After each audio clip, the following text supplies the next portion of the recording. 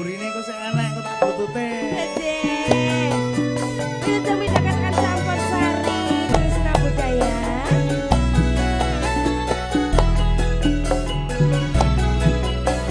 Bu, tebangnya langsung kula black nggih. Matur nuwun rawuhe.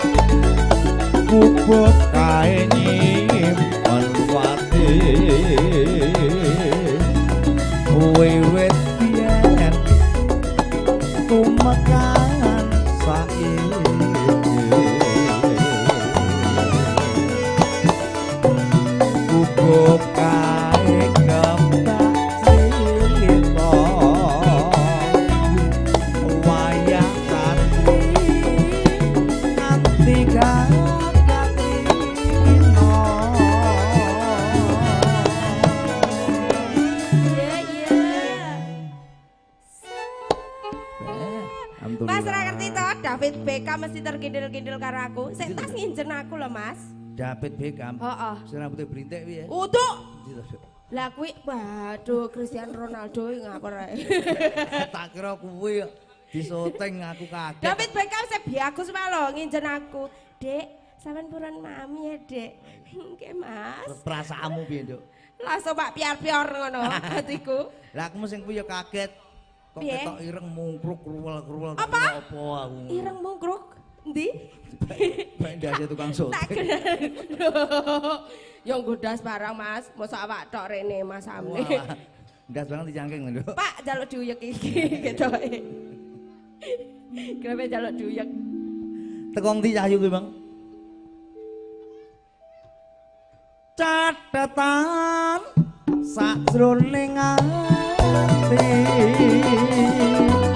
kata lumpur saya merate wong loro Yayu aku kowe dadi garwa mergo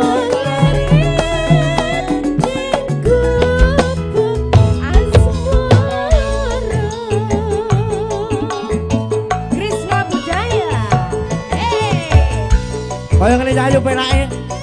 Ayo mlaku rono, Mas. Oke. Karo golek apa? Golek leper. Lek mlaku aja ngono carane. Iki gawane. Yo. Apa? Guru wayahe lho.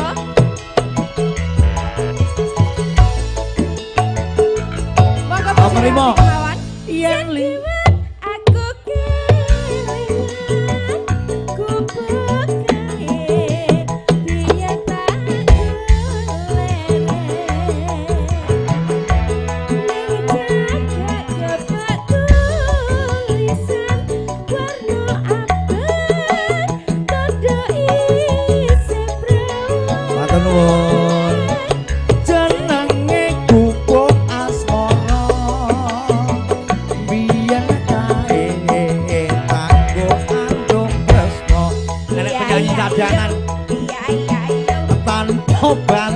tanpa klos lagi lho nyanyine yo.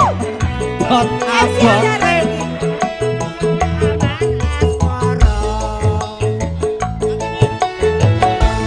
Gubuk kae nyimpen waji. Tok kaca.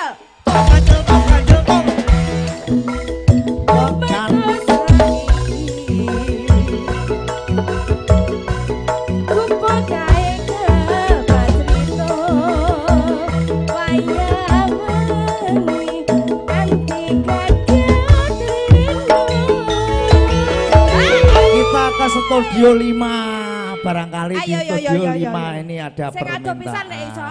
Kok kelurahan modangan ngono lho. Mbak. Nggih. Wis dalu nggih, Mbak. Napa malah Nggih. nduduk kok ketemu. Barangkali ada permintaan nyuwun tebang nopo, Pak? Mboten nggih. Mboten wonten. Saya tukang nyatet aman?